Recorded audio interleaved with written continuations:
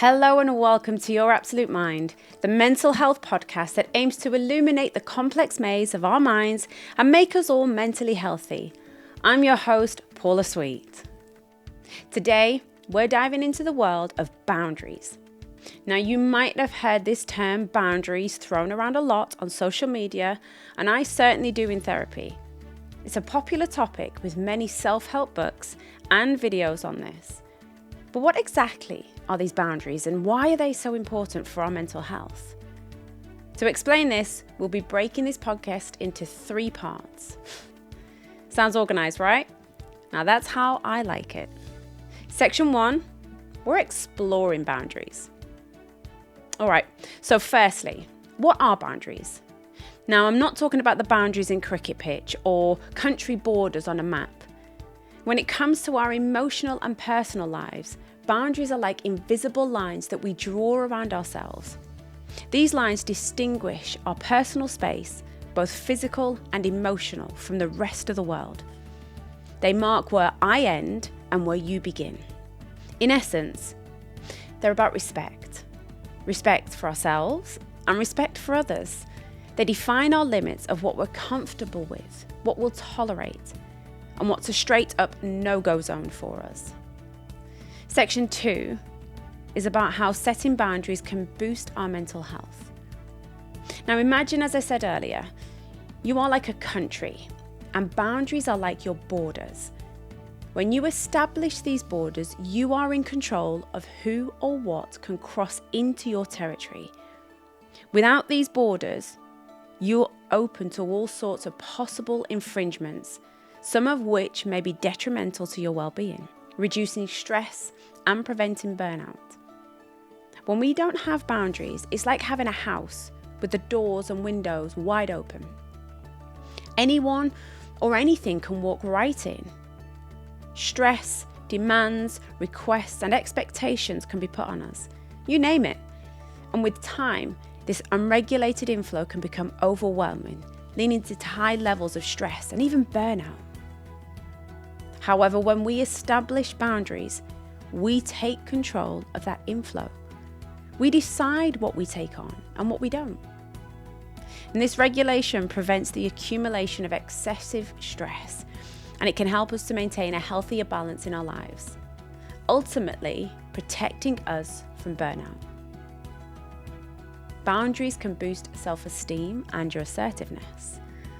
Setting boundaries plays a huge role in how we see and value ourselves. When you set a boundary, you're acknowledging that your needs are important. You're saying, I respect myself enough to protect my well-being. And this act of self-affirmation can significantly boost your self-esteem. And as you get better at expressing your boundaries, you'll become more assertive, improving your confidence in various situations, not just those where your boundaries are being tested. Boundaries help to promote autonomy, your capacity to make independent decisions and take charge of your own life. And when you set clear boundaries, you are exercising your right to make decisions about what's best for you. You're deciding what you will and will not tolerate. And this can empower you and foster a strong sense of independence. Boundaries enhance relationships. Believe it or not, boundaries can actually improve your relationships. When you set clear boundaries, you're setting clear expectations. This reduces misunderstandings and potential conflicts. When others know and respect your boundaries, it promotes that mutual respect and an understanding. So as you can see, setting boundaries has a far-reaching impact on our mental health. It's not just about drawing a line in the sand. It's about advocating for our needs, respecting ourselves, and fostering healthier, more balanced relationships and life experiences. The first step is to become aware of your feelings and your needs. Now, this isn't always as straightforward as it sounds. It might take some introspection and a good deal of honesty with yourself. Try to tune into your feelings when interacting with others. Do you feel discomfort, resentment, or anxiety in certain situations? These feelings can be an indicator that your boundaries are being crossed. Once you've identified these feelings, try to understand what's causing them. What specific behaviours from others make you feel uncomfortable? Are there certain demands or expectations that you feel are just too much for you? To help with this, you might consider keeping a journal where you can write down these feelings and the triggers. Over time, patterns will likely emerge, helping you to understand your emotional and personal limits better. You need to be clear and assertive. Once you've identified your boundaries, it's time to communicate them. Now, this can be one of the most challenging parts of setting boundaries, but it's also one of the most crucial. When communicating your boundaries, be clear, direct, and assertive. There's no need for lengthy explanations or apologies. Just simply state your boundary and your expectation that it will be respected. For example, you might say, I need some time to myself in the evenings to recharge. I won't be available for calls or texts after 8 p.m. It's important to remember that you're not asking for permission to set your boundary. You're informing others of your needs.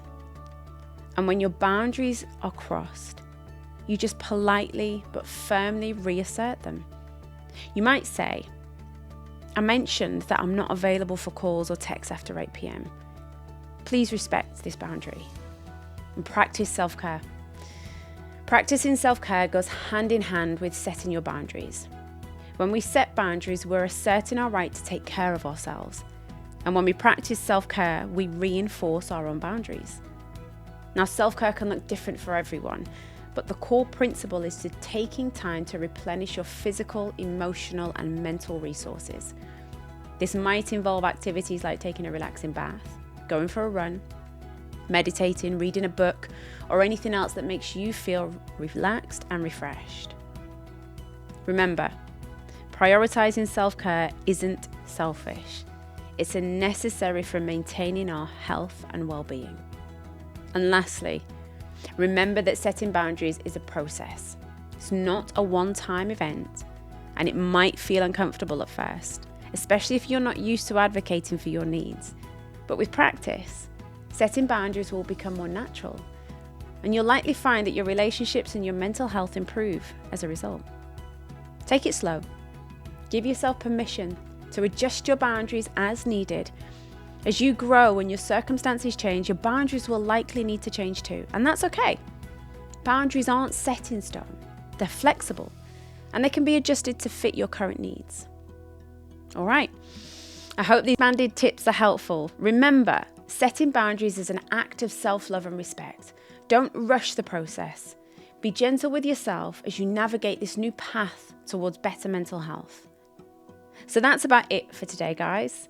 Setting boundaries is an act of compassion towards you, one that can profoundly impact your mental health. So your takeaways, hopefully from this podcast, should be the importance of recognizing your limits, communicating them clearly, and prioritizing self-care. I encourage you to try implementing these strategies in a staged way. Start small, perhaps by saying no to a minor request that infringes on your personal time. As you become more comfortable, you can start setting boundaries in a more significant areas of your life. I hope this has been helpful.